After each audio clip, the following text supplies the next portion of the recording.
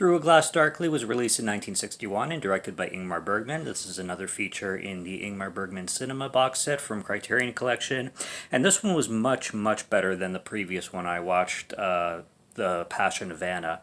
I really had a good time with this one. Basically what we have going on here is it's a story of mental illness. We have this girl played by Harriet Anderson, who is a beautiful and cute girl. I must say, still alive today, the actress. She's in her 90s.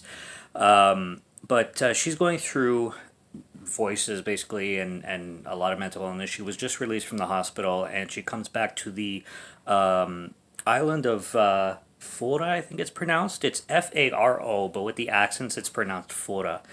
It's one of Ingmar Bergman's favorite islands, and he just loves this thing.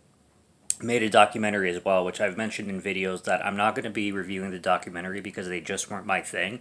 But basically, it's a documentary on the islands of, or the island of Fora, and there's a lot of animal birth in it. So if you like the whole animal birth thing, there's like 45 minutes to an hour of that. But back to Through Glass Darkly.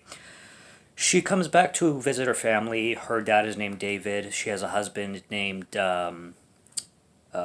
blanking on his name right now, but she has a husband, and then she has a brother named Minas. And it's just a family drama, and she, goes on that she's waiting for God to show up, and she wants to, she knows that God is going to appear at some point, and her husband's an unbeliever, and she seemingly really close to her brother. I don't know what her brother has against like women in dating, but he makes it pretty clear that he finds women annoying and kind of repulsive. It doesn't really touch on anything more than that, but you get that made clear. And then there's an interesting dynamic with the relationship between the dad and the husband too, the daughter's husband, Karen. They just, they seem like they have some tension, but they try to get along for the sake of everybody else. You can tell that there's a lot of love, though, and this film has to do with faith, and it brings, faith and belief in God, not belief in God, what God means to everybody individually.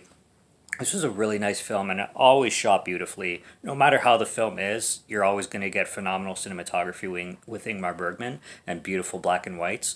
But the plot in this one was very good. One of my favorites so far, and I really, really had a good time with this entry in the box set. So definitely good following The Passion of Anna, because that one just wasn't for me. This one, complete thumbs up.